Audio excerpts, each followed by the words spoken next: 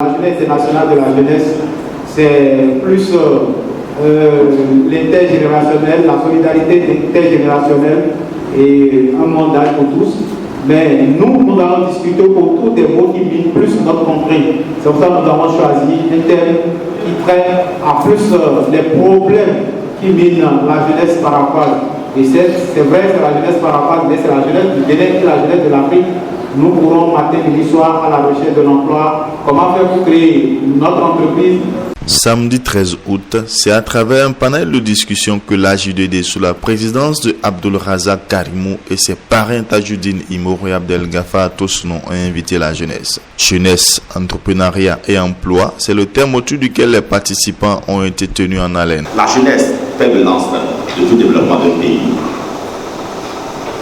est souvent désorganisée, voire oubliée. L'Organisation internationale des Nations Unies, ayant compris l'enjeu, a choisi une journée spéciale pour réfléchir et apporter des solutions. Nous nous retrouvons ici pour célébrer la jeunesse et nous n'allons pas arrêter cette noble initiative de ce beau chemin. Après ça, après vous, chers panélistes, nous allons programmer une séance de formation en réalisation de plans d'affaires. Et à l'issue de cette séance, nos participants seront dotés des plans d'affaires qu'ils vont rédiger. Nous allons soumettre ces plans d'affaires à des institutions de microfinance qui vont nous aider à vous trouver des financements. Nous avons des propos politiques. Il s'agit de la jeunesse et par rapport à la jeunesse, on oublie la politique d'abord, on règle le problème de la jeunesse. Dans la salle, plusieurs responsables d'associations, fonctionnaires, entrepreneurs et acteurs politiques, responsables à divers niveaux, ont de par leur présence enrichi les discussions. Sur l'estrade des panélistes, Cyril Torwenou, assistant du ministre des Sports béninois, Judith Agossano, spécialiste des finances publiques, Grégory Toto, entrepreneur, directeur général de Guéra, Franz Oke, expert en gouvernance et représentant du bureau régional de Speak Up basé à Dakar, Elvis Sereki, gestionnaire de projet, spécialiste des droits de la santé sexuelle et reproductive, Merveille Simeza, architecte urbaniste et ambassadrice écologique de nationalité togolaise. Ceux-ci, pendant 4 heures, ont échangé des questions relatives à l'emploi, les opportunités, les clés pour se lancer, se former et un partage d'expériences pointues sur le choix qui impose un avenir certain. Le désir sexuel est aussi à la base du tout.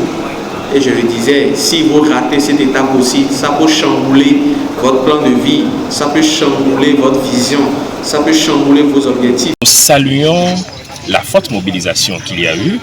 Nous saluons les débats très enrichissants que nous avons eus et nous saluons également les grandes conclusions que nous avons pu adresser à l'issue donc de ce panel. Je peux dire que essentiellement et au regard du thème de l'année, nous avons pu noter la présence quand même des personnes à profil divers dans la salle. Nous avons constaté quand même qu'il y a eu des participants de tous âges, de toutes catégories, socio-économiques, socio-professionnelles, donc de Parakou, du Nord. D'autres qui sont venus même de très loin, de Natitingou et autres. Et tout cela dénote donc de combien il est important pour nous jeunes de trouver du temps pour adresser un tant soit peu les préoccupations qui minent en fait notre jeunesse, mais au même moment, les différentes pistes de solutions qui s'offrent à nous, les opportunités qui s'offrent à nous et sur lesquelles nous devons donc marcher pour contribuer au développement de notre pays. On peut retenir après ce panel d'échange entre, je vais les appeler un peu les aînés, parce qu'ils sont nos devanciers, et entre les aînés et nous, c'est qu'il fallait qu'on puisse échanger entre nous sur des problèmes qui minent la jeunesse. Et c'est plus le problème de l'emploi, comme je le dis toujours, le problème de travail. Quand il parle d'emploi, il parle de chômage, il parle d'emploi.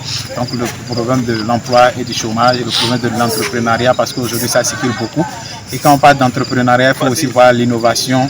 On voit du TIC, on voit la nouvelle technologie qu'il faut associer à cette innovation de la jeunesse qui entre dans l'entrepreneuriat. J'ai suivi avec attention, j'ai appris beaucoup et je ne pouvais pas espérer mieux pour cet après-midi.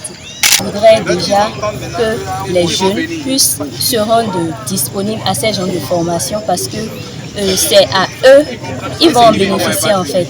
Ces genres de formation restent toujours bénéfiques parce qu'à la fin de ces formations, ils pourront se faire un réseautage, ils pourront élargir leur carnet d'adresses et apprendre de tous.